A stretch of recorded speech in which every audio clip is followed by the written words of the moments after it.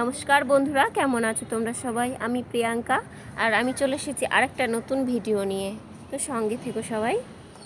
পার করে এসেছি বসন্ত উৎসব, দোল উৎসব, আর এখন মেতে উঠেছি পিকনিক উৎসবে। দোলের পরের দিন পাড়ার মহিলারা সবাই মিলে ঠিক করা হলো যে পিকনিক করা হবে।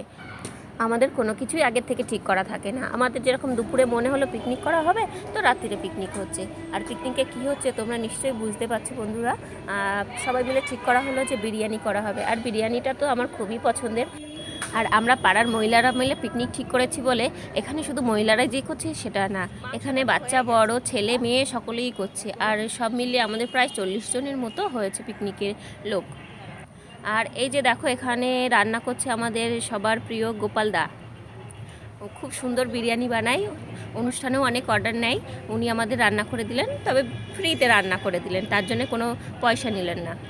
উনি এত সুন্দর বিরিয়ানি বানাই দেখে না আমি আর কোনো পাড়ার মহিলাদের সাথে গল্প করতে যাইনি। আমি ওনার পাশে দাঁড়িয়ে দাঁড়িয়ে ওনার রেসিপিটা দেখছিলাম আর ভিডিও করছিলাম।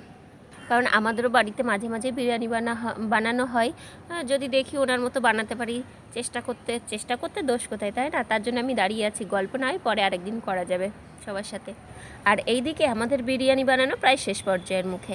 আর এবার এটাকে দমে বসাতে হবে, যার জন্য উনি দুধের মধ্যে যে কেশর গুলে রেখেছিলেন সেটা দিয়ে দিলেন, দিয়ে দমে বসিয়ে দিলেন। আর কিছু লোক চলে গেছে আমাদের ছাদে লাইট লাগাতে হবে। আমাদের ছাদে লাইট নেই। আজকে খাওয়া দাওয়ার ব্যবস্থা আমাদের ছাদেই করা হয়েছে। যেহেতু আমাদের পিকনিকে প্রায় 40 জন লোক, তার জন্য একটু বড় জায়গা না হলে অসুবিধা হয়ে যাবে। আর পিকনিক করতে এসে সবাই যদি একসাথে বসে খেতে না পারলাম তাহলে কি মজা হবে? তার জন্য আমাদের ছাদেই আজকে খাওয়া দাওয়ার প্ল্যানটা হয়েছে। তার জন্য গেছে সব লাইট লাগাতে। আর আমাদের বিরিয়ানি রেডি হয়ে আমাদের ছাদ পর্যন্ত পৌঁছেও গেছে, আর এদিকে সব খেতেও বসে গেছে। ফটো তুলবো।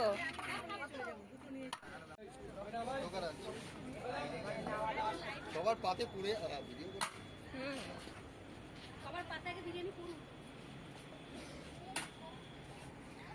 তো বন্ধুরা, আমার ভিডিওটা তোমাদের যদি ভালো লাগে অবশ্যই একটা লাইক সাবস্ক্রাইব করে দিও। আর আরও নতুন নতুন ভিডিও নিয়ে আসবো, সবাই পাশে থেকো প্লিজ। Thank you.